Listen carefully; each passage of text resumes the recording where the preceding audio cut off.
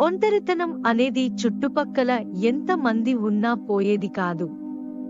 నీ మనసుకు నచ్చిన వాళ్ళు దొరికినప్పుడే పోతుంది.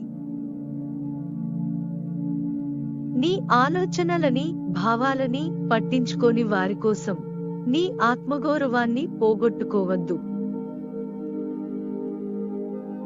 నీకు నువ్వే పరిధులను గీసుకుని అందులోకి ఎవర్నీ రానివ్వకుండా చేసుకోగలవు.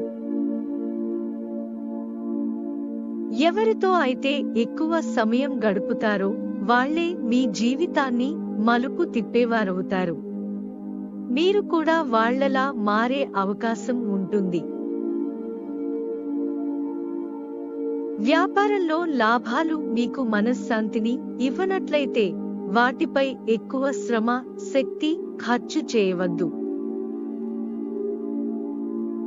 అవతలి వారు అర్హతని మించి ప్రాముఖ్యతని ఇస్తున్నారంటే మీ అర్హతని మించి గాయపడాల్సి ఉంటుంది.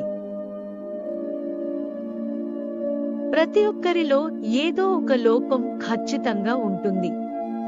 కొన్ని మనకు మాత్రమే కనపడతాయి, కొన్ని ఇతరులకు కూడా కనపడతాయి.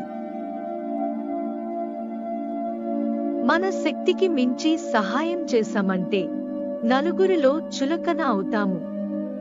చివరికి సహాయం పొందినవాడికి కూడా. మనకి ఒకరి మీద ప్రేమ ఉంది అంటే వారు మనకి నచ్చనిది చెప్పినా మనం వింటాము. అది మన బలహీనత కాదు, మన ప్రేమకి మనమిచ్చే గౌరవం.